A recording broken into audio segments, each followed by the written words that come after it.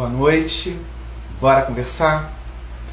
Hoje sobre a Umbanda, a fé e a caridade. A relação do Pai de Santo Maurício Lima com a religião. Eu fico emocionado porque eu lembro que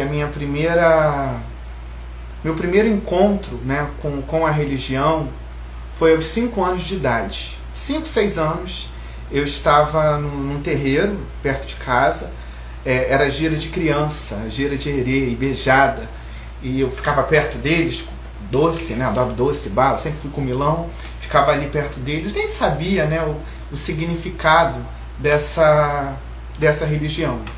O tempo passou, eu sempre fui muito curioso, fui por outros caminhos, né, nessa minha andança, conheci outras religiões, mas o lugar que eu sempre encontrei afago, que eu sempre encontrei respostas, foi na religião de matriz africana, foi na Umbanda, foi no Candomblé. E eu lembro de uma conversa que eu tive, que o caboclo teve comigo, né? Ora, quem aqui que conhece, que gosta, nunca teve uma conversa com um preto velho, nunca conversou com um caboclo. E foi um caboclo que me disse uma vez que basta você ter um copo com água e uma vela para fazer o seu pedido, para fazer a sua prece. Então, hoje eu fico emocionado mesmo porque é uma conexão muito... O que mais me chama a atenção dentro da religião é essa ligação com os elementos da natureza, né? Com a água, com o vento, com a folha, né? Tudo isso eu faço parte. E quando eu fui em busca do meu convidado, do Maurício Lima, eu fui fazer a minha triagem, a minha pesquisa, e encontrei ele e fiz o convite para ele estar aqui comigo hoje. Foi a forma simples, objetiva, que ele trata, né, desse assunto, que ele fala da nossa religião, que é tão atacada, né? Tem uma nuvem que paira sobre as religiões de matrizes africanas sem conhecimento, né? Tem muita reprodução. Você reproduz o que você escuta desde pequeno, principalmente quando você tem algum dogma religioso, tá certo? E hoje é esse momento aqui pra gente conversar. Ele diz o seguinte: sabia que é possível enaltecer a sua crença sem desrespeitar ou inferiorizar a fé dos outros?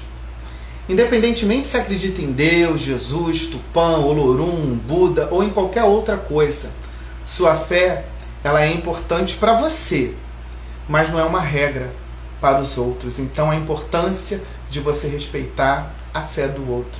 No momento de tanta intolerância que a gente está vivendo, e quando você traz para o nosso cotidiano, eu sempre estou escutando invasão de terreiro, né? Por quê? Em nome de quê? O meu convidado ele é professor, ele também é palestrante, ele fala das religiões afro. Eu quero que ele me explique o que é essa pauta socioemocional que ele leva também para as escolas, não é isso? E um depoimento que me chamou também muita atenção, Maurício, eu quero que você também me explique, que foi um depoimento. Veja só, você foi totalmente o melhor professor que eu já tive. Gratidão, porque o Senhor já me ensinou, por tudo que o Senhor já me ensinou, pelas vezes que conversou comigo, me fez refletir. Gratidão pelas aulas. Eu tenho muito orgulho de te chamar de professor, disse a Giovana de Souza. Bora conversar com o Maurício Lima, eu vou colocar ele aqui, dizer que eu não estou enxergando, estou sem meu óculos, eu não estou enxergando o pessoal que está aqui, muito obrigado. Tem um ponto de interrogação, tem um balãozinho com ponto de interrogação. Você manda a pergunta, vai me avisar aqui e eu vou fazer para ele, tá certo? Bora conversar, deixa eu chamar ele aqui para dividir tela comigo, tá? Alguém disse aqui que lindos. Tem a Júlia, é isso? Oi, Olá, Maurício. Tudo bem, meu querido? Boa bem? noite. Muito Boa noite, bem-vindo. muito Obrigado por você obrigado. ter. Eu que te agradeço, tá certo? Eu falei ali no início dessa minha relação com a Umbanda, e a minha primeira pergunta para você é exatamente essa. Qual é a sua relação com a Umbanda? Eu acho que é uma relação de pertencimento, porque eu, se não fosse da Umbanda, eu falo isso abertamente para qualquer pessoa, eu seria ateu, porque eu literalmente sempre fui uma pessoa muito cética, sempre busquei em livros científicos, em artigos, explicações para as minhas dúvidas. E na Umbanda, eu tive uma relação com o sagrado de uma forma simples, sem dogmas complexos, sem coisas, regras, sabe? Sem toda a burocracia que às vezes as pessoas colocam dentro do sagrado. Então, você se ajoelhar na natureza, você louvar a natureza e receber essa energia, você receber uma mensagem positiva que faz diferença na sua vida, num sábado à noite de um preto velho que já foi escravizado por pessoas injustas, sabe? Eu acho que isso traz muito sentido para minha vida.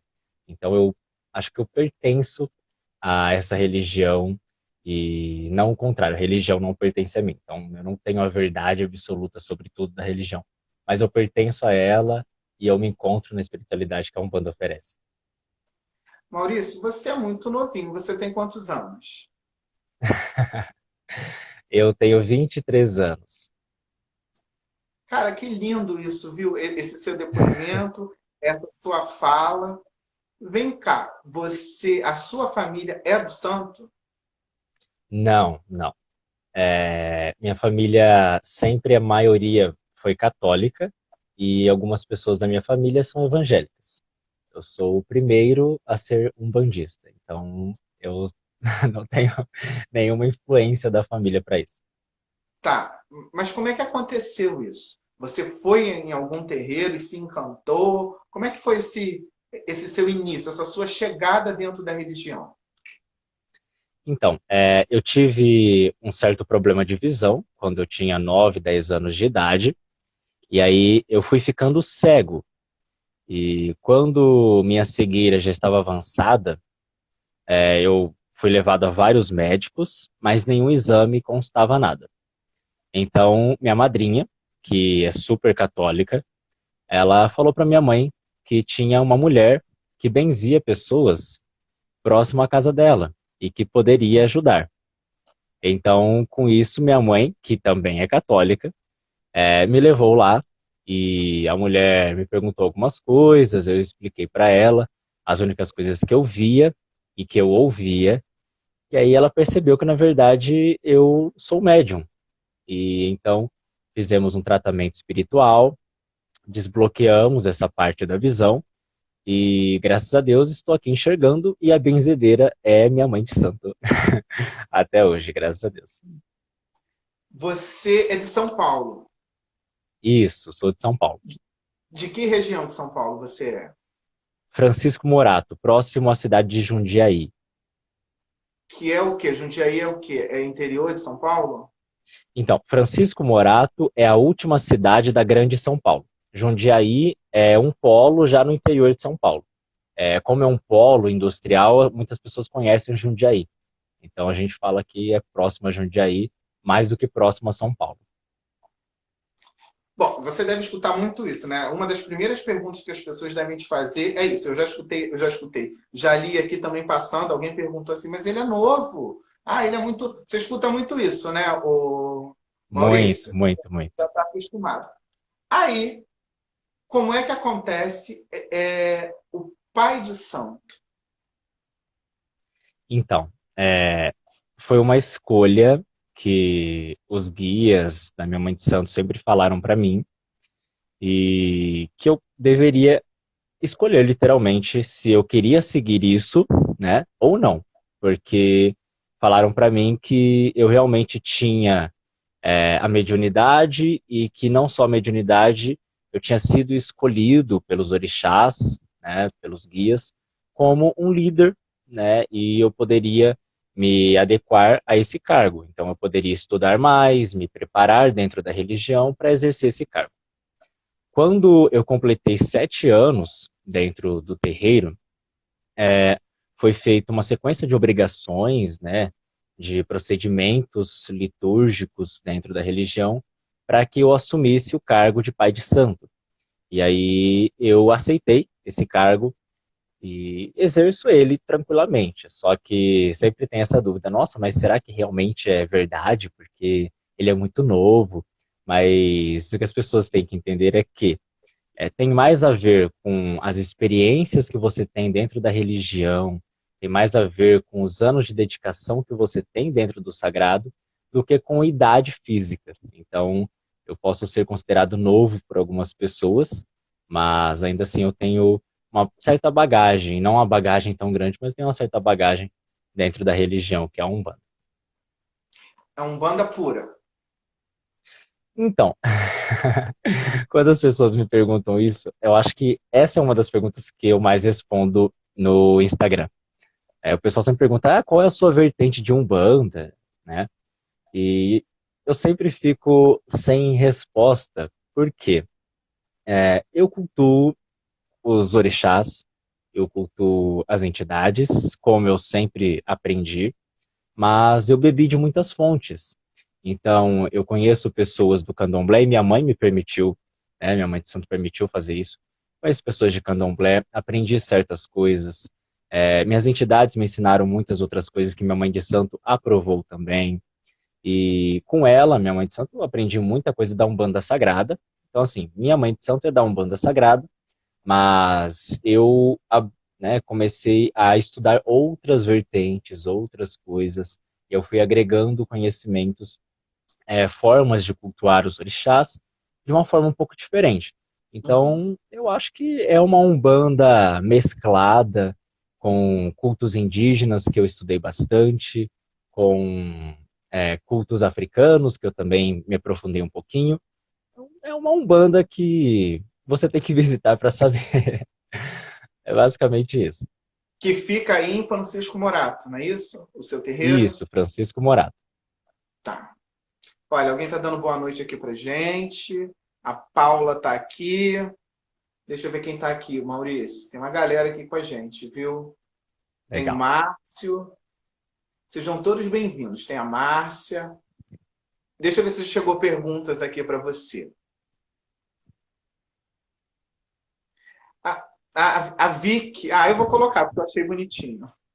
Tá Eu aí, tô é para sem você. óculos, meu Deus. Eu também coloquei o meu. Ela está dizendo o seguinte: a live só está começando e eu estou muito emocionada. Tenho muito orgulho do meu namorado. Um Oh, beijo, meu Vi. Deus do céu. Um beijo. Gratidão, gratidão. Coisa mais linda. Não. Axé, minha querida. Deixa eu ver aqui se tem outra. Espera aí. Essa é a Julie, é isso? Ela está dizendo: oi, tá da Argentina. Valeu pelo papo. Abraço. Olha, um beijo, minha querida. Obrigado. Se achegue.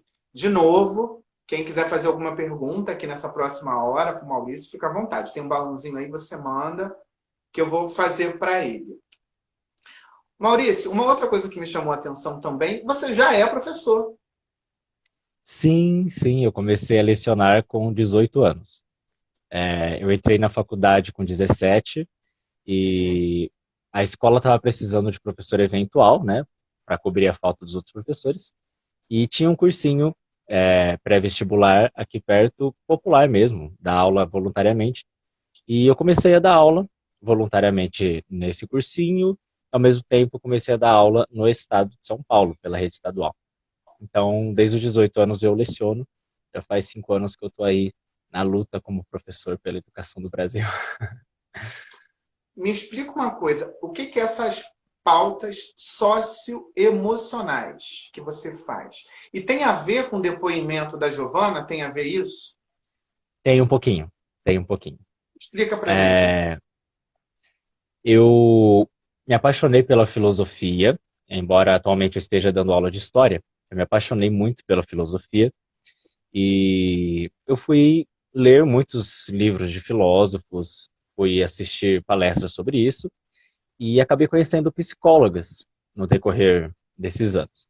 Conversei com algumas psicólogas, conheci pessoas que estavam se formando em psicologia na universidade e fui bebendo um pouco dessa fonte para poder conversar sobre assuntos emocionais, sobre algum auxílio que eu possa dar para essas pessoas, claro, não profissional, né? Mas falando da forma correta, sobre assuntos emocionais, porque são assuntos que realmente abalam estudantes e abalam qualquer pessoa. O luto, quando a gente perde alguém, quando a gente está apaixonado na adolescência e às vezes não é correspondido, às vezes nós sofremos bullying e muitas pessoas acham que é frescura, mas não é, então você se isola. E isso pode gerar transtornos na sua vida. Você pode gerar ansiedade, depressão e outros problemas. Então, para ter uma fala um pouco responsável, né, um pouco mais concreta, sem desrespeitar a psicologia, sem prejudicar as pessoas, eu fui atrás de psicólogos para falar sobre esses assuntos. Então, eu sempre encaminho as pessoas quando eu vejo alguém que está realmente com um problema muito mais sério, e até pessoas com alguns conflitos internos comuns, eu falo, olha, eu conheço tal psicólogo, vai lá, conheço tal psicólogo que mora perto de você, eu indico as pessoas. Mas eu pesquisei um pouco sobre esse assunto para poder falar sobre isso. Depressão, ansiedade, tristezas, as emoções que são um turbilhão na vida dos adolescentes, mas que também afetam as pessoas adultas. Como é que funciona? Você também fala sobre a nossa religião. Como é que você monta essa palestra para você falar sobre a nossa ancestralidade? Eu sempre olho da perspectiva de quem vai ver a palestra. Então, por exemplo, quando eu vou fazer uma palestra numa universidade ou numa escola, eu penso que a pessoa não conhece nada da religião e ela precisa entender o que é Umbanda, o que é Candomblé, qual a diferença entre essas duas religiões e o que são os orixás, né? O que são essas divindades. E aí eu começo bem do beabá. O que é o candomblé? Como que isso foi fundado? Como que isso nasceu, resistiu ao preconceito no Brasil, à escravização dos negros? A Umbanda, como que resistiu à opressão, até mesmo da ditadura militar? Então eu vou passando um pouquinho disso até chegar nos detalhes que as pessoas sempre perguntam. Os tambores tocam, por que tambor? Porque é uma religião que parece que sempre está numa festa. Lá mata bicho ou não mata bicho, por que que mata o animal, ou por que que não mata. Então, esses detalhes eu deixo mais para o final. Eu vou do beabá, sempre as coisas mais fixas, sempre pontuando o que as pessoas precisam entender. Que a Umbanda é uma religião X, o Candomblé é uma religião Y, mas ambas fazem o bem de acordo com suas crenças. Então eu estabeleço isso e depois as pessoas vão perguntando. E quando você está nessa palestra, tem gente de todas as religiões. Tem, sim. Sim, E, sim. E e aí, como é que é a abordagem, né, de uma pessoa que não conhece a nossa religião, tá certo? E que reproduz, porque o que eu percebo, você me corrija se eu estiver errado, por favor, hein? Fica à vontade para me corrigir, por favor. O que eu percebo é que as pessoas elas muito mais reproduzem o que ela escuta desde criança, ainda principalmente quando, dependendo da religião que ela cultua, do que realmente conhecer, né? Então ela fala, é do mal, é do diabo, tá repreendido, mas ela não conhece, ela fala, e aí é isso que eu queria te perguntar. Quando você está lá na palestra, que você está falando, que você está explicando, o que você percebe assim de tolerância mesmo? Acontece. é, acontece. Eu acho que o olhar diz muito. E eu já senti, acho que o pior olhar que você pode sentir de alguém é um olhar de nojo. Se a pessoa te odeia, você vai encarar isso. Se a pessoa te ama, você também vai aceitar isso. Mas se a pessoa sente nojo de você, porque você acredita em algo, para mim não faz muito sentido. Talvez sentir nojo por alguma atitude, talvez a pessoa tenha direito por isso, mas aí é outro debate, outra discussão. Agora, sentir nojo, você olhar a pessoa com repulsa de você, porque você vai no sábado à noite num lugar que toca tambor, não faz o menor sentido para minha cabeça. Então, eu olho assim as pessoas e tento explicar numa boa. Eu já falo no começo da palestra, principalmente se for em escola, e os professores da própria escola falam sobre o que é a palestra, explicam, e eu já falo logo no início que ninguém precisa concordar comigo, ninguém precisa sair da palestra e tocar tambor na natureza, ninguém precisa fazer isso, só precisa entender o que de verdade é cada religião para poder respeitar. Então, as pessoas, depois dessa fala, costumam vir mais numa boa. Mas quando elas me veem chegando assim no lugar todo de branco, com as guias, elas já ficam, nossa, tem um macumbeiro aqui, que é isso? O que vai acontecer? Já ficam toda apreensiva. Mas é tranquilo, é tranquilo. Depois dessa fala, fica mais suave. Eu perguntei isso porque eu perguntei e lembrei, na faculdade, eu acho que eu estava no terceiro período, eu fiz jornalismo. E aí a professora passou um trabalho em que a gente teria que falar sobre religião. E você imagina qual eu escolhi para falar, né? Não preciso nem dizer qual foi que eu escolhi. E aí eu lembro que eu fiquei com a parte de falar das comidas. O que eu tentei fazer? Né? Alinhar para trazer para a galera compreender de uma forma mais suave. Não sei se é isso. Eu trouxe a comida e trouxe a música. Então, na música, eu trouxe Dorival Caymmi, eu trouxe a galera da Axé Music, que eles usam muito, né? O Lodum, Malê de Balé, algumas músicas que eles estavam acostumados a cantar em trio, né, em micareta, e fui explicando para eles o significado.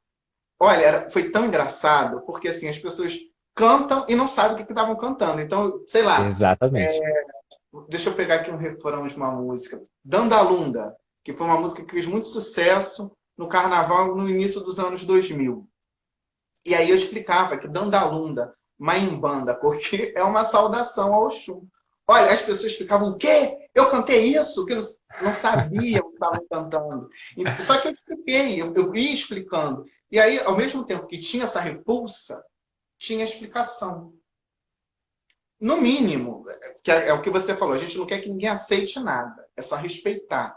E quando você entende, você diz assim, opa, o mínimo, uma reflexão você vai fazer. Né? Então, Exatamente. é exatamente isso. Então, quando eu estou te perguntando isso, porque você imagina, eu fiz isso uma vez em sala. Imagina você que faz várias palestras sobre o assunto, o que, que você não deve escutar, e principalmente o que você falou, né? O olhar, ele diz muito, né? Eu já ouvi muita coisa. Já me perguntaram se eu tomava sangue de virgem. Já me perguntaram se eu comia carne crua. Eu fiquei, meu Deus. Gente, dá É, onde eles tiram isso, hein? então, eu fico me perguntando isso, da onde as pessoas tiram tantos boatos, porque eu acho que existe um grupinho, infelizmente isso é real, que fica disseminando fake news, boatos sobre as religiões, para que as pessoas literalmente não conheçam. Já tenham um preconceito e não vão conhecer a religião. Então, esses boatos se enraizam tanto que vai passando de pai para filho. E aí fala, não, eu ouvi da minha avó que se você comer tal coisa em tal dia, acontece isso. Eu ouvi do meu pai que ele foi uma vez e aconteceu isso e aquilo. Tá, mas não faz sentido. Então as pessoas criaram tantos boatos que foram se enraizando que a nossa religião acabou sendo difamada demais. Ao ponto, né, das pessoas invadirem terreiro, quebrar a imagem, quebrar o terreiro literalmente, né? Isso está acontecendo de um Sim, tempo para cá com uma frequência maior, né? Já tinha um tempo que eu não escutava, né? Talvez por esse momento político também que nós estamos passando, isso pode ter uma influência, né? E é tão difícil, né? Porque como é que se combate, né, a intolerância? Né? Eu acho que é é complicado. conversando sobre, né? Você tentar compreender e respeitar. É porque a gente precisa desconstruir o que a pessoa tem em mente sobre o que é Umbanda, o que é Candomblé, para poder construir algo concreto, algo verdadeiro. Então, primeiro a gente vai quebrando os preconceitos que existem, e são muitos, então não dá para quebrar todos em uma hora de aula, uma hora de palestra, não dá. E então a gente vai quebrando isso no decorrer do tempo, e ao mesmo tempo a gente precisa ir construindo a imagem do que realmente é a Umbanda, do que realmente é o Candomblé na cabeça das pessoas. Então é uma tarefa difícil, uma tarefa demorada, mas é uma tarefa necessária, porque nós temos o direito de viver a nossa crença, nós temos o direito de demonstrar a nossa fé. Então eu acho que, claro, é dar a cara a tapa muitas vezes, é você se arriscar dependendo do ambiente que você vive, mas quanto mais pessoas deixarem de esconder a sua fé, terem orgulho de demonstrar sua religião, o preconceito vai cada vez mais se enfraquecendo. Então, é algo que vai demorar de acontecer, mas vale muito a pena, porque nós merecemos ter um pouquinho de tranquilidade para cultuar nosso sagrado. O Robert está perguntando onde que fica o terreiro de vocês. Obrigado pelo vocês, mas eu estou no Rio, Robert. O Maurício é de São Paulo, é de Francisco Morato. Morato. Então, não é? Explica para o Robert onde fica o terreiro, o Maurício. O terreiro fica num bairro próximo ao centro de Francisco Morato. E aí, se quiser me chamar no direct do Instagram, eu passo o endereço, falo o dia que tem gira, explico tudo direitinho. Mas basicamente é isso. Francisco Morato, São Paulo, próximo a Jundiaí, próximo a Franco da Rocha. Acho que são cidades que o pessoal conhece um pouco mais. Então tá aí, Não Robert. tem segredo. Quando passar a pandemia, eu já estou fazendo o meu convite também, hein? Quando eu estiver em São Paulo, Maurício, por favor, tá? Com certeza, com certeza. Por favor. A Luciana, ela está perguntando o seguinte, eu acho que a gente já falou sobre isso, não? Ela pergunta, primeiro um beijo, Luciana. A Luciana é uma querida. Ela está perguntando o seguinte, Maurício, falam muito de Umbanda e Umbanda branca. Tem alguma diferença? Tem.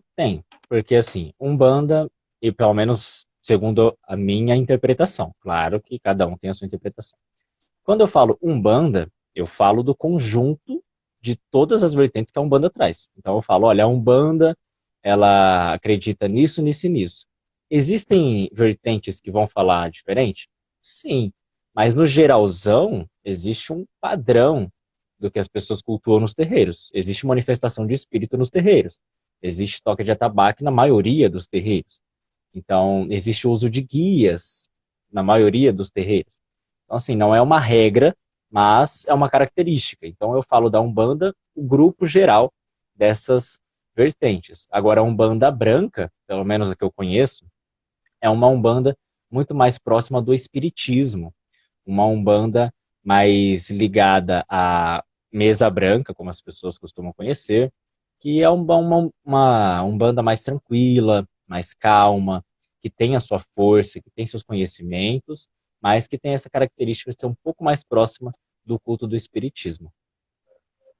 O Fábio ele está perguntando o seguinte, você sofre algum preconceito das pessoas da sua cidade? Sim. Eu fiz um movimento antes da pandemia, junto com alguns outros pais de Mães de Santo. Nós fizemos um movimento aqui na cidade, que era o movimento Ecoar, para ecoar o som dos tambores na cidade. Então nós fizemos em praça pública, nós reunimos os terreiros de Umbanda, Candomblé, Quimbanda, todos os pais e mães de santo que a gente conhecia, a gente foi convidando, e nós fizemos uma batucada na praça, uma passeata no centro da cidade, e terminamos com essa batucada. Muita gente foi assistir, muita gente que não é, da religião, saiu no jornal da região e tudo mais, mas assim, nós já tínhamos em mente que sofreríamos alguma coisa, né?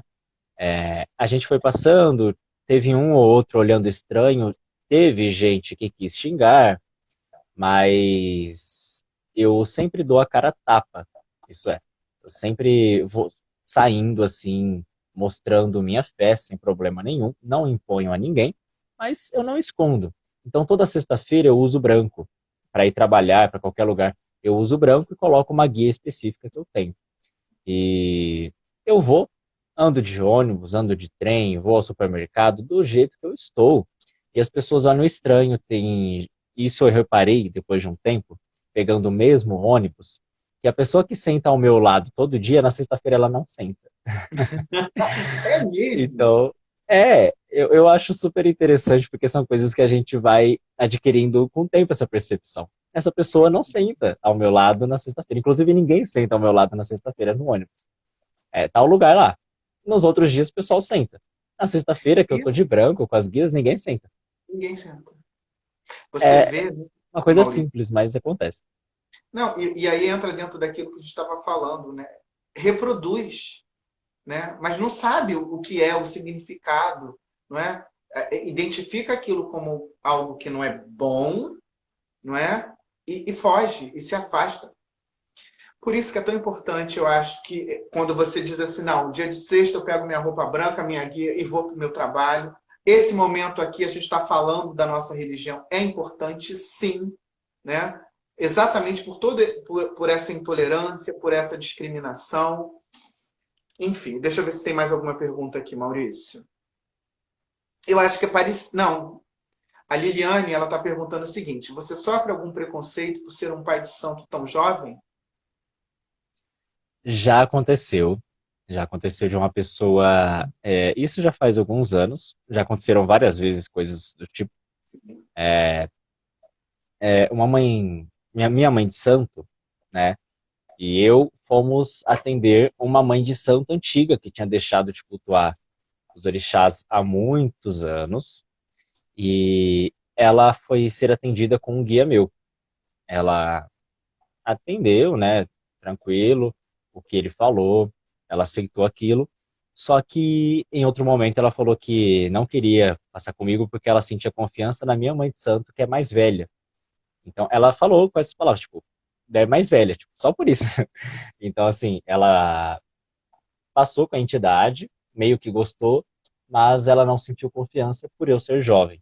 Isso acontece muito, tem pessoas que têm todo um pé atrás, porque eu tenho apenas 23 anos e tudo mais, mas depois que conhecem o terreiro, depois que veem como as coisas são conduzidas, depois que vem alguma explicação minha, aí elas vão confiando um pouquinho mais. Mas eu não ligo muito para isso, porque eu já estou acostumado com isso na escola, né? Por ser professor jovem, tem aluno que, tipo, não, você não deve saber muito das coisas, mas depois da primeira aula ele começa a respeitar, né? Então, depois da É primeira verdade. gira, as pessoas começam a respeitar. Voltando para a escola, né, para a sala de aula, você tocou num outro ponto, né? Você trouxe uma outra vertente, né? Porque de repente os seus alunos estão ali regulando com a sua idade.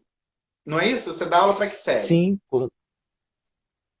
eu dou desde o ensino fundamental 2, né, que são alunos de 11 anos, até alunos de 17, 18 anos, que é o ensino médio.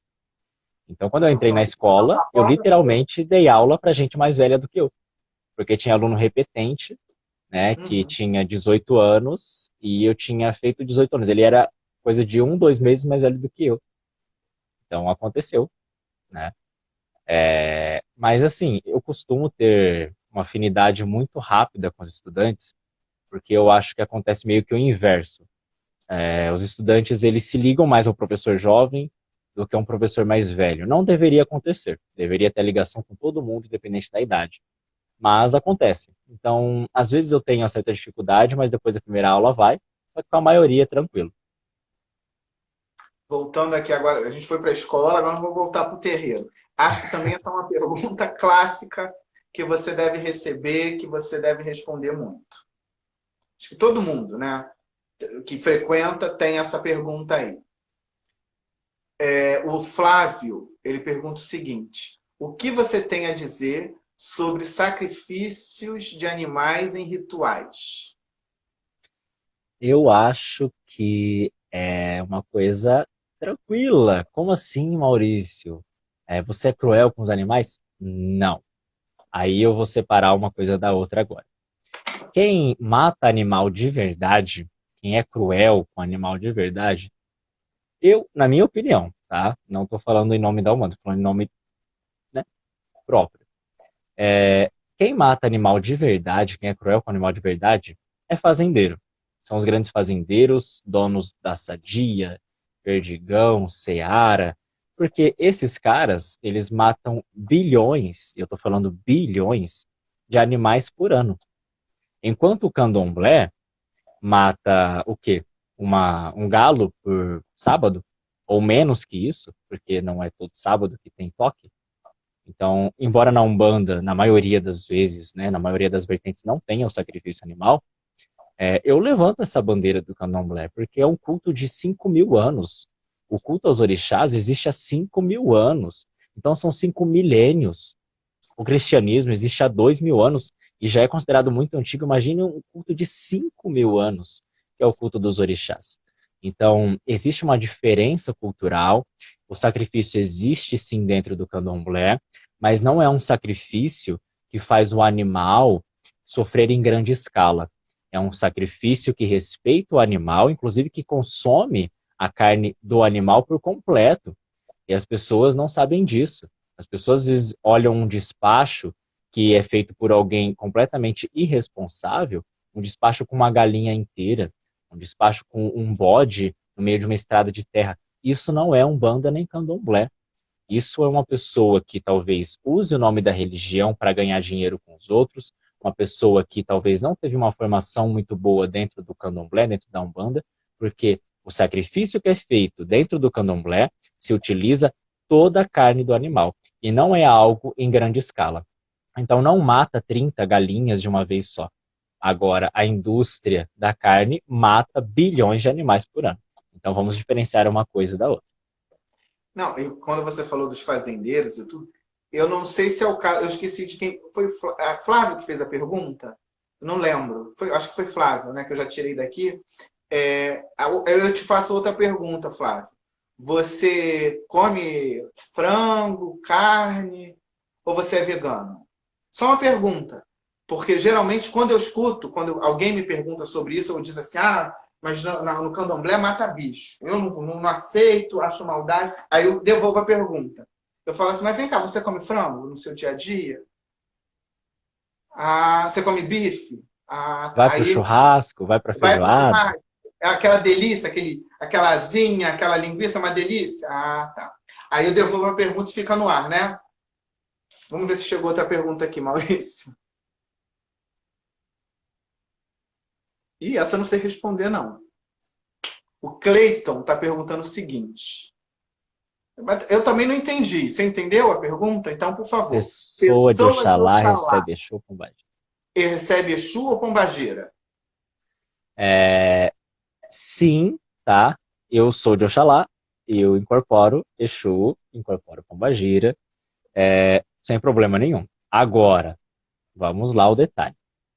Se o seu terreiro é ligado ao culto do candomblé, ou se o seu terreiro é de candomblé, e você é raspado para Oxalá, vai depender da sua casa, do seu pai de santo e do seu orixá no jogo de búzio permitir se você vai continuar incorporando entidades ou não. Isso qualquer entidade, seja Exu, Pombagira ou qualquer outro guia. Então, pessoa de Oxalá pode receber Exu e Pombagira? Pode sim. Agora, se essa pessoa vai desenvolver isso depois de uma iniciação naquele terreiro, vai depender do terreiro. Tá bom? Tá respondido. Obrigado, Cleiton, pela pergunta. O Flávio, ele disse o seguinte, eu como carne e super respeito. Aí botou riso, eu só queria saber a opinião de vocês. Não, e eu também só estou voltando a pergunta tudo em paz, meu querido. Porque é mais ou menos assim que funciona.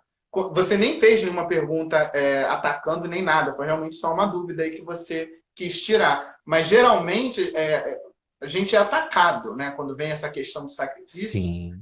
Quem é do santo é atacado, né? Mas é só para poder também esclarecer, viu? Chegou aqui mas qual o nome? Eu não sei falar esse nickzinho seu aí. Eu não sei falar, desculpa. É Gui. Não sei, depois você bota aí que eu falo, meu querido. Exu é orixá? Sim, sim. Aí a gente tem que separar duas coisas aqui. Exu com S, né? Do Yorubá, do culto do candomblé, é orixá. E tem o Exu, que é só com X mesmo, que ele é a entidade que trabalha para esse orixá.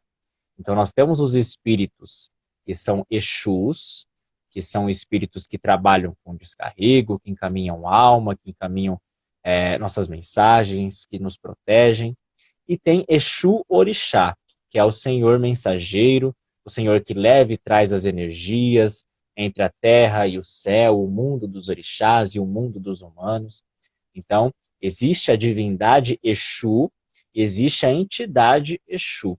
Como Exu é uma entidade que vive na rua, nos caminhos, e Exu Orixá é o Senhor dos caminhos, então houve essa conexão no decorrer da história e deram o mesmo nome para a entidade, correspondendo a esse orixá. Então existe Exu Orixá e existe Exu entidade. Não tem nada de engraçado que eu vou falar, mas é coisa de terreiro, hein? Aqui é assunto coisa de terreiro. O povo gosta de uma gira de Exu, né, ô Maurício? Como é que pode? Nossa, eu estava conversando esses dias com o pessoal do terreiro, porque geralmente a gente sempre, claro, não na pandemia, mas sempre a gente faz uma festa para Pombagira e uma festa para Exu. E Sim. tem a festa do Preto Velho, que tem a feijoada, né, que tem as outras coisas. Essas festas lotam de Preto Velho? Sim, sim, vai bastante gente. Agora, de Exu, não precisa nem ser festa. Fala só que é gira de Exu e Pombagira. Vai muita gente, vai muita gente. Se for festa, vai mais gente ainda. Então, eu sei que tem uma proximidade de energias, mas eu acho que o pessoal vai mais por outra coisa. Talvez uma ilusão que o pessoal tem de falar, olha, eu vou falar com a Pombagira, porque ela vai ajudar no meu relacionamento. Vou falar com o Exu, porque ele vai me proteger de tal fulano que é falso comigo. As pessoas têm essa Maurício, impressão e sempre vão eu não para estou lá. te escutando. Sério? E agora? Você ficou mudo. A imagem tá boa, mas eu não estou te escutando. Quem está acompanhando aí, está escutando o Maurício? Ou foi só comigo que aconteceu? Dá para me ouvir, pessoal? Quem está acompanhando, está ouvindo o Maurício? Porque eu não estou escutando. Eu estou vendo o Maurício, mas eu não estou escutando.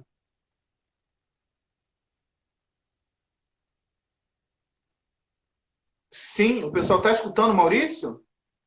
Estão me ouvindo? Gente. Então só eu que não estou te... Ih, o que está acontecendo? Agora eu não sei o que eu faço. Sim, dá para ouvir. Eu é que não estou te ouvindo, Eita. Maurício. E Tá agora? todo mundo te escutando. Peraí. Tá todo mundo... Eu não estou Tá me escutando o ouvindo? Maurício. Meu Deus do céu. E agora? Tá me ouvindo? Ei, tá todo mundo colocando sim.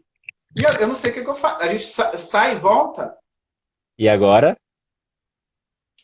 Sai e volta, é Voltou? isso. Você quer que eu saia? Você vai sair, eu te chamo de novo. Tá? Sai e eu vou te chamar de novo. Porque, ó, agora tá carregando. Fez um barulho durante. Ele estava falando, fez um barulhinho na internet. Isso, ele saiu. Bom, gente, hoje foi a primeira vez que, até agora, né, faltando 15 minutinhos aqui para as 9, não deu problema nenhum.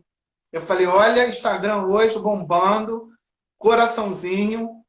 Aí acontece isso. O Márcio está dizendo que sai e entra novamente. Não, fiz isso. Luciana, você disse que seu irmão, que é da Umbanda, é isso? Um beijo. Teve o Cleiton também aqui que eu vi passando. Flávio, todo mundo botando sim aqui que escutou. A Lili está dizendo sim, normal. Ah, o sim normal é o quê, Lili? Na gira de Exu que lota ou você do áudio aqui que ficou bom? Se você recebeu uma ligação, já era. Não, pode ser, mas eu não vi aqui nenhuma ligação, não, Márcio. Você está surdo? Não, pode ter sido uma ligação. O Márcio falou uma coisa certa. Eu devo ter recebido alguma ligação que dá problema. Eu esqueci de bloquear a ligação. Coisas de internet. O Flávio falou o quê? Em certas festas de orixás são feitas em lugares diferentes de terreiro. Por exemplo, Oxum, cachoeira, Iemanjá na praia. Mas afinal muda alguma coisa a energia de ambos os locais? É o habitat, né? Da Oxum, cachoeira. Iemanjá é o mar. Mas eu não sou, quem vai falar isso é o Maurício. Deixa eu chamar ele aqui, por favor, né? Eu já dando consulta. O que que é? Estou conversando com o Pai de Santo. O que que é? Venha para cá, Maurício. Se achegue. Voltei. Opa! Alguém falou Ô, Glória, aqui, me explicou, a minha imagem começou a tremer. Ah, pelo amor de Deus. Cleito, a minha imagem que está tremendo? Você está me vendo bem, Maurício? estou te vendo bem. Para, fui eu que encostei no celular. Foi só isso. Por favor. Você viu, Maurício? Alguém perguntou aqui, acho que foi o Flávio, que ele perguntou sobre essa conexão, né? Iemanjá, mar. Oxum, cachoeira. Né? Ele estava com essa dúvida. Agora ficou bom, né, Cleiton? Xangô na pedreira. É isso aí. É exatamente essa ligação com a natureza, o Maurício, que primeiramente assim me chamou a atenção. Essa conexão que me encanta dentro da nossa religião, sabe?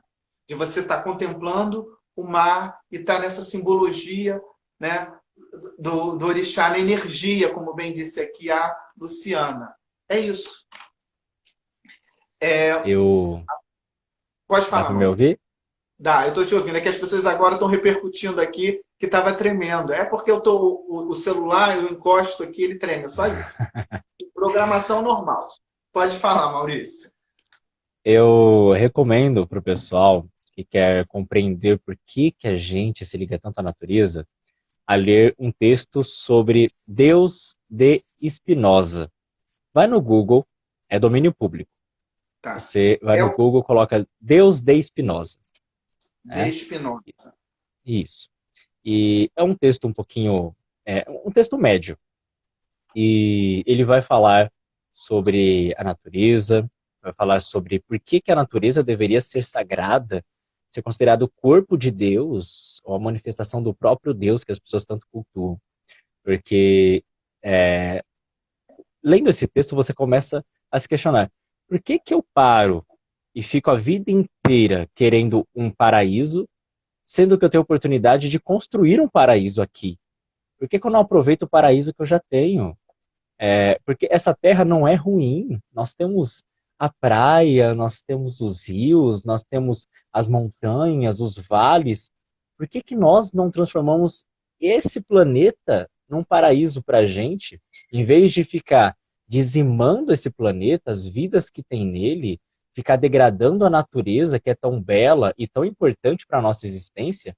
Por que a gente não para de degradar tudo isso e fica querendo construir o paraíso aqui, em vez de ficar sonhando com um paraíso distante e degradando o planeta que a gente já tem? Então é um questionamento importante para se fazer. A Rô disse o seguinte: tem uma ligação forte com Umbanda, com a Umbanda, mas não sigo, pois onde eu moro não tem um bom lugar. Entendi. Tem que procurar um lugar que você se sinta bem, né? Se é o que você quer, se é o que você está buscando, ter essa conexão, vai em busca, né? Você vai encontrar. Exatamente. Olha, eu dando consulta, Maurício. Estou dando consulta. Ai, meu Deus do céu. Chegou aqui uma pergunta. Guilherme, eu não sei se o nome dele é... Esse seu nick, hein, meu amigo? Eu não estou conseguindo. Olha ele aí de novo. A pergunta é boa. Por que no candomblé os orixás falam e na Umbanda não? Como é que é o negócio? Tá. Acho que eu entendi mais ou menos isso. Na Umbanda, pelo menos na maioria das vertentes que cultuam os orixás, existe a manifestação dos falangeiros dos orixás. O que isso significa? São espíritos elevadíssimos que trazem o axé, a energia dos orixás para nós. Então, eles têm os trejeitos desses orixás. Então, por exemplo, tem a festividade de Omolu. Na Umbanda, nós temos o falangeiro de Omolu. Ele está ali irradiando o axé, ele traz o axé de Omolu, mas ele traz uma energia tão intensa na incorporação que, se ele falar, ele vai liberar muita energia e pode desgastar o corpo do médium. Então, automaticamente, nós falamos que os orixás da Umbanda não falam. Isto é, a manifestação do orixá, que na verdade é um falangeiro do orixá, ele não tem a necessidade de falar para trabalhar você. Ele vai irradiar energia, vai tirar as energias negativas que tem em você e vai irradiar coisas boas. Então, é por isso que nós não temos a fala desses falangeiros, porque seria muita energia liberada sem a necessidade de fazer isso. A Vicky é sua, hein, o Maurício, não é ela? Eu sou vegetariana e super entendo sobre o sacrifício. Respeito acima de tudo. Isso Falou mesmo. tudo, né? É porque a gente estava conversando sobre isso, inclusive eu acompanho o movimento do veganismo e super apoio, pretendo me tornar, quem sabe um dia eu consiga. E ela é vegetariana e a gente estava conversando sobre isso, porque existia um debate na internet, uns meses atrás, das aldeias indígenas e o veganismo, um embate sobre isso. E aí o pessoal chegou no consenso, falou, peraí, gente, as aldeias indígenas não são o inimigo do veganismo, porque se eles consomem carne de peixe, se eles consomem carne de algum animal, é para sobreviver e é uma cultura milenar, de 10, 12 mil anos. E eles matam o quê? Exatamente o que eu falei, eles matam 5 animais para sobreviver por semana, não sei, enquanto a indústria mata milhões por mês. Então, fica esse questionamento. As pessoas querem criticar, mas não chegam num consenso sobre a cultura das pessoas. A Daniela está perguntando o seguinte: as outras entidades da Umbanda falam. É Você porque está querendo dizer o quê, entidade... Daniela? O caboclo fala, o preto velho Isso. fala, é isso? Se for, é isso aí. As Né? entidades falam porque elas têm uma função, elas vão guiar você, tá? As entidades realmente falam, caboclo, preto velho, erê, exu, pombagira, baiano. Essas entidades falam, elas vão aconselhar você, vão entender seus problemas, vão te guiar, né? Diferente do trabalho no terreiro desses falangeiros dos orixás, que trazem um axé, uma energia muito intensa. Então eles trazem esse axé, eles podem dançar, eles podem te abraçar, eles podem irradiar essa energia, vibrar bastante. Você sente isso no seu corpo. Mas eles não necessitam falar para poder trabalhar o seu lado espiritual. Maurício, quando é que você decidiu? Como é que surgiu a ideia? Foi você sozinho? Foi com a sua namorada? Vocês decidiram? A Daniela ela insistindo aqui com só o Molu que não fala? Não, não, não, não. Pelo menos que eu conheço, tá? Eu conheço uma quantidade considerável de terreiros. Na Umbanda, o falangeiro, por exemplo, de Nanã, de Iemanjá, de Oxum, de Ogum, pode, né? Ele vem, ele irradia energia, ele dança em Yansan, dança, vai ao terreiro, limpa as energias espirituais do terreiro, traz uma energia positiva e vai embora. Diferente dos guias, eles vêm guiar, eles vêm trazer mensagens de proteção, os conselhos que você precisa para a sua vida. Então são funções diferentes, tá? Então não é só o Molu que não fala dentro da Umbanda, tá bom? Respondido aí, Daniela? Pode falar que sou eu. Como assim, Daniela? Eu não tô... Ah, é a Rosane? Ué, não é você? É minha... Ah, minha tia que está perguntando, é isso? A Daniela é minha prima, tá? E a Rosane que está perguntando, é isso? Daniela não gosta, então. Ah, já entendi tudo. Pronto, agora eu entendi. Deixa eu... Peraí, ela está no celular da minha prima participando. Agora eu Legal, entendi, legal, tá? legal. Ela não explicou, ela foi perguntando, eu tô achando que é minha prima, mas não é. É a minha tia. Tá tudo parecido. Aí, ó. Nos Legal. 45 do segundo tempo. Vem cá, Maurício, eu ia perguntar, quando é que você decidiu, surgiu a ideia de fazer um Instagram? Então, eu não tinha, é, eu não tenho nenhum afinco com redes sociais. Eu não tinha WhatsApp, não tinha Facebook, não tinha nada. Meu negócio era livro. E aí, depois de muita insistência, uns anos atrás, de alguns amigos, eu fiz um Facebook e um WhatsApp. Aí eu fiquei só nisso. Sim. Depois, minha namorada, ela veio com a ideia, falou, não, você pode criar um Instagram para acompanhar pessoas legais, tem pessoas que têm pautas super interessantes no Instagram. Muita insistência, criei. Ok. Ficou parado por meses. Meses. E aí eu tinha uns vídeos que eu colocava nos status do WhatsApp, cantando uns pontos de Umbanda. Aí eu falei, eu vou postar aqui, né? Eu vi um pessoal de Umbanda postando, vou postar também, e ok, ficou nisso. Fui postando os vídeos, cantando, e começou a subir o número de visualizações. E ela falou, por que que você não grava explicando alguma coisa? Mas tem que ser em 30 segundos, porque é o Reels. Então, você está acostumado a dar uma aula de 50 minutos, você vai ter que dar um jeito de resumir um assunto em 30 segundos. Nossa senhora, em 30 segundos?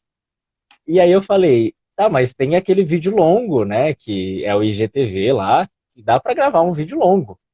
Tipo, ok. Ela, não, vamos gravar Reels, e você vai ter que se virar e falar em 30 segundos sobre os assuntos. Aí eu falei, tá, vamos tentar. O primeiro dia foi conturbado, porque eu passava do tempo, embora eu conseguisse resumir, às vezes eu não gostava do vídeo, falava, não gostei do que eu falei, porque tá muito curto, e eu fiquei com aquele negócio. Mas eu fui postando, e sempre tomei muito cuidado com a minha fala, porque é uma religião que abrange muitas visões, e também tomei o cuidado de sempre deixar com legenda, porque eu tenho alunos que alunos com deficiência, eles precisam saber que eu estou fazendo conteúdo, e eles gostam. Então, eu sempre deixo o mais acessível possível. E aí eu fui fazendo isso e foi crescendo. Só que assim, eu não tenho muito tempo da minha vida para ficar nas redes sociais, porque eu dou aula, eu faço palestra, eu tenho que preparar a aula, o pessoal acha que o professor não trabalha fora da escola, e ainda tem o terreiro, né? Então, fim de semana é corrido por causa do terreiro, durante a semana é corrido por causa da escola, por causa das palestras. Então, assim, é complicado. Mas a gente está fazendo, a gente grava e vai postando. A Vicky está falando aqui. Olha, no começo foi muita luta. Ela é sua diretora, né? Ela deve te dirigir, é É, isso? ela minha videomaker. Ela Ah, tá que certo, tá ela certo. que pesquisa assuntos. Eu às vezes eu pergunto no Instagram, Não, o pessoal fala assim, qual assunto que gostaria que eu gravasse, eu gravo no fim de semana e vou postando durante a semana. Então não, eu e pego um outra, dia só para gravar. eu acho, eu vi, né? E daqui a pouco eu vou pegar um gancho nesse nosso papo para poder te fazer umas perguntas aqui sobre, porque você responde um monte de dúvidas. Você vê aqui o pouco que nós estamos conversando aqui, olha quantas dúvidas aqui apareceram, né? E olha quantas coisas você foi sanando aí no decorrer. A Vivi, eu acho que é Vivi, ela diz o seguinte: é verdade que quando as velas choram, simboliza que estamos tristes? Eu acho que isso vai depender muito da interpretação. É, um terreiro que é puxado mais para uma banda esotérica, que é um lado mais magístico da coisa, ele vai dizer que sim. Ou então que é uma fase difícil da sua vida e precisou de mais energias para atender esse pedido. Porém, boa parte das outras vertentes de Umbanda vão falar que a vela derretendo toda ou não derretendo, isso não faz diferença, desde que ela queime até o fim. Então, tem gente que fica interpretando a imagem que forma com a cera da vela, mas aí vai depender muito da sua crença particular. Não existe nenhum estudo específico sobre isso, pelo menos não que eu conheça. Tá? Então, acho que vai depender muito do terreiro que você frequenta e da sua interpretação particular sobre isso. Tá certo. A hora, 9 horas, tá? Mas a gente ainda teve esse probleminha de áudio, né? Você chegou. Ah, e agora que eu estou entendendo, né? Alguém deve ter me ligado, Maurício, e foi por isso que você saiu, sumiu Ah, o teu sim, áudio. Alguém me sim, ligou aqui. Porque todo mundo estava te escutando e só eu que não. Então sim, deve sim. ter tudo isso, tá? Só para deixar aqui claro para a galera que depois ficou, você não está escutando? É isso. Dando uma passeada pelo seu feed, o que, que eu vou pegar? Eu vou pegar aqui algumas frases que eu escutei lá no seu feed e você vai dissertar elas para mim, tá bom? Ok, Vamos fazer isso? Para a gente poder fechar o bora. nosso encontro aqui? Bora? Ponto de força do orixá. Ponto de força do orixá é o lugar na natureza onde a energia daquele orixá, o axé, a energia vital daquele orixá, está mais presente. Não significa que as energias de Iemanjá, por exemplo, não estejam presentes na cidade, não estejam presentes na sua casa se você fizer sua oração para ela. Mas o ponto de força dela, onde existe mais força com intensidade, é no mar. Xangô pedreira, Oxóssi mata. Então, o ponto de força na natureza é o lugar onde se concentra mais energia daquele orixá, onde nós costumamos ir fazer oferendas e coisas desse tipo. Boa. Chegou mais uma pergunta. E por que as pessoas associam Exu com inimigo? Porque, e aí agora a gente entra com história. Quando os portugueses, os europeus no geral, tá? Mas os portugueses fizeram isso porque eles trouxeram para o Brasil essa visão. Quando os portugueses chegaram na África e começaram a ver a cultura dos africanos, começaram a perceber em uma região específica que havia uma divindade que tinha um falo, isto é, um símbolo de pênis na sua mão, e ao mesmo tempo era reverenciado, essa divindade era super reverenciada como o senhor da vitalidade, o senhor das mensagens, ele era sempre o primeiro a receber comida nas festividades, e eles acharam que aquilo era o demônio, porque seria uma conotação ao sexo, e no cristianismo, ainda mais na igreja católica de 1400 e pouco, aquilo era literalmente algo satânico, algo demoníaco, algo que deveria ser deixado de lado.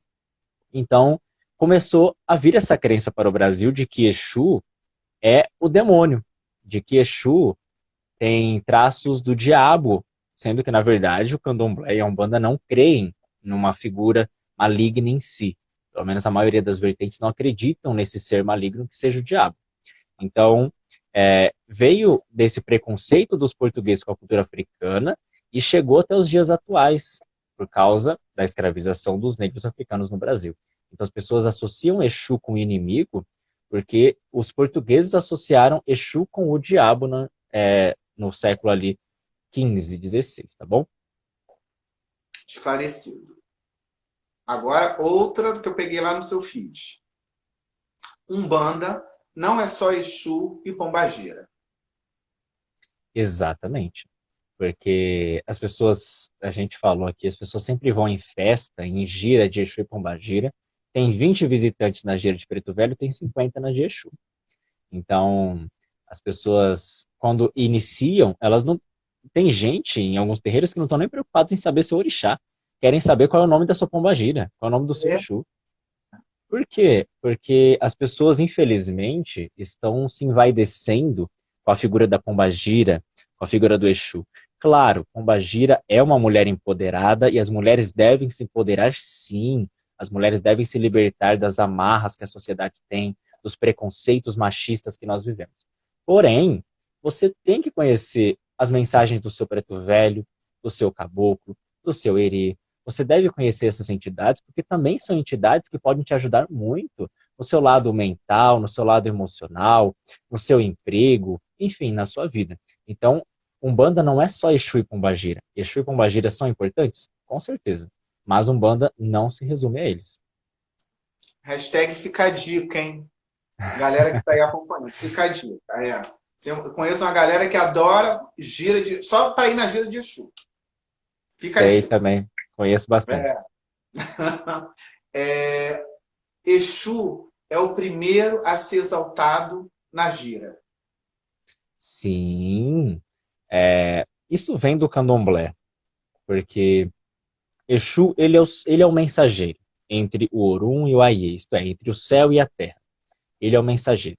É aquele que leva e traz as mensagens, as energias dos orixás. Então, ele está como o comunicador para a gente.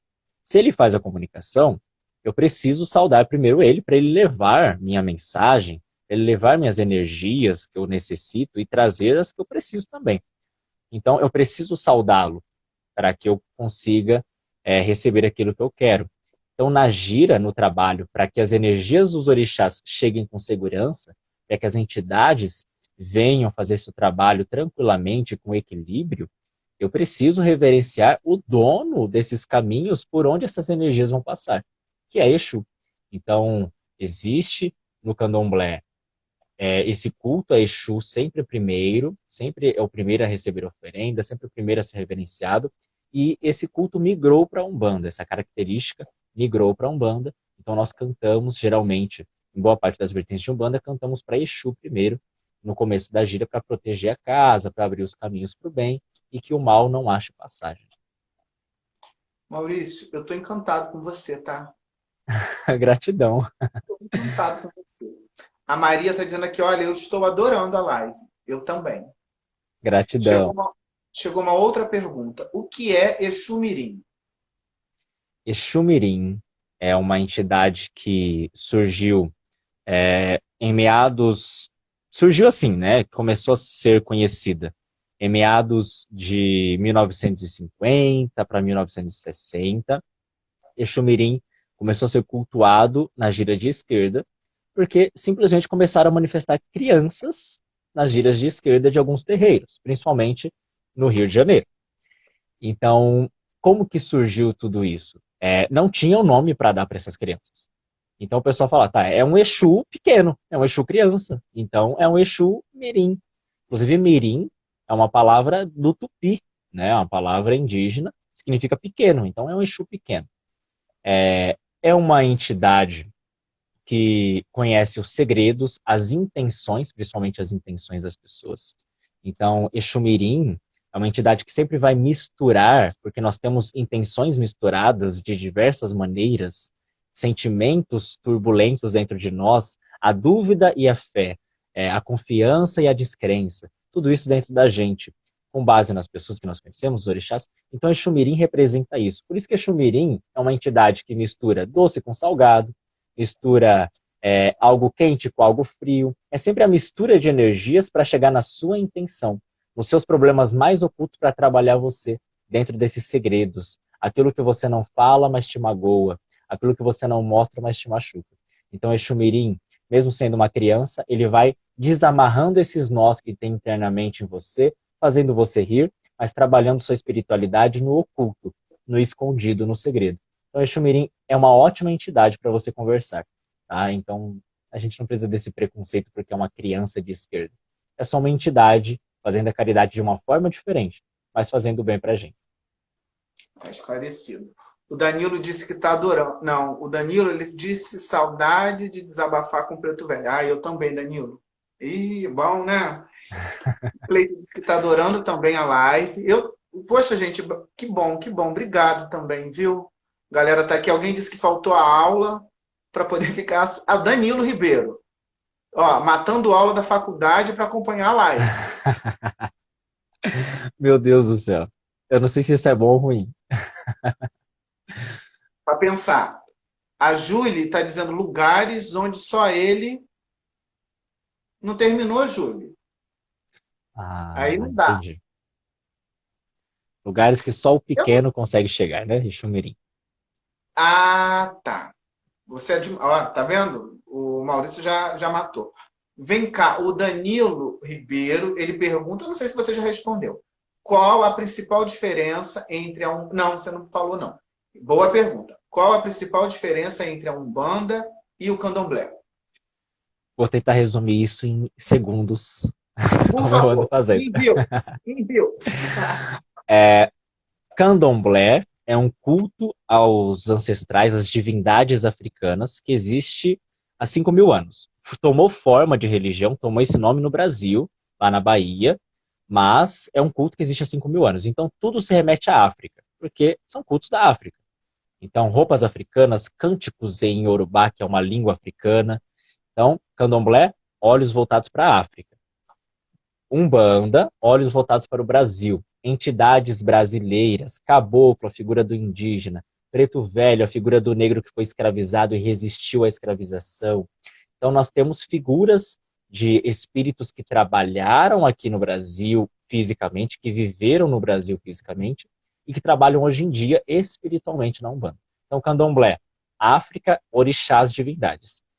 Umbanda, entidades, espíritos, Brasil. Tá?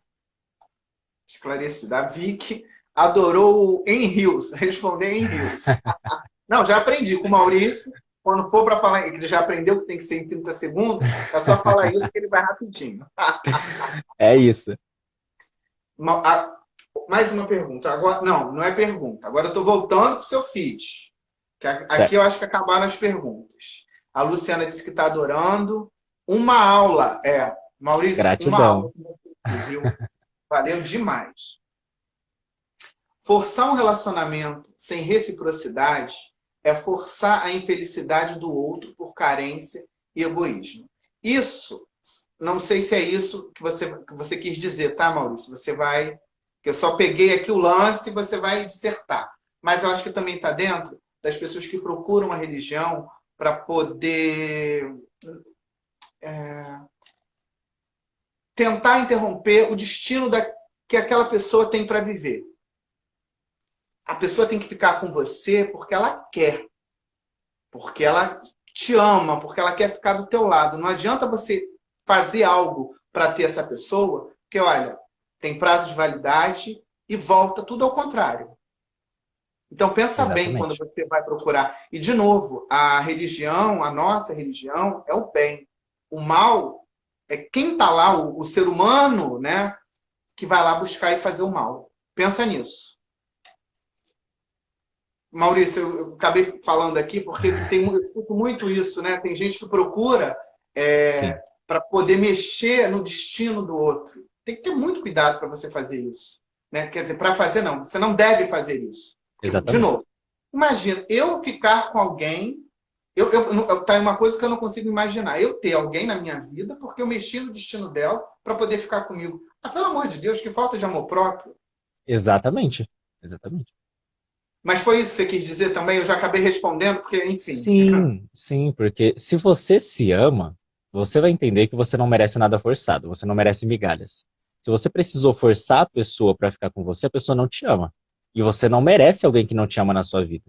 Essa pessoa vai estar sendo forçada espiritualmente por espíritos negativos, e você vai receber depois o troco desses espíritos negativos na sua vida.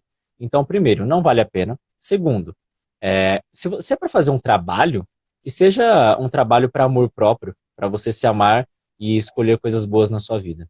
Tá? Então, vamos parar de ficar dando dinheiro para pessoas charlatãs, colocarem pessoas na sua vida forçadamente. Vai se amar, vai gastar o dinheiro com um psicólogo, para que você se ame, se conheça e entenda aquilo que você merece, que com certeza não é um amor forçado. A Júlia disse o seguinte, é uma assinatura de incompetência. É bem isso. É para pensar. Maurício, como é que eu faço para te agradecer? Não precisa. Eu amei passar essa hora aqui com você. Muito, muito, muito obrigado. Que prazer. Como você fala, eu já sabia, né? Porque eu te acompanho lá, eu vi tudo que você está fazendo, mas que naturalidade que você fala, né? Siga em frente. Siga em frente. Eu acho que você tem aí uma caminhada no axé muito bonita. Muito bonita. Tá? Gratidão, viu? Eu tenho amigos em São Paulo, que quando eu estiver em São Paulo, eu vou te mandar um recadinho que eu quero te encontrar pessoalmente. Perfeito. Vamos tomar um cafezinho. Quero muito. Pessoas como você a gente quer perto. É axé. Axé a gente quer estar junto para trocar. Tá bom? Gratidão, de verdade. Eu que agradeço. Obrigado a todo mundo que participou. Estou vendo vários coraçõezinhos aqui subindo.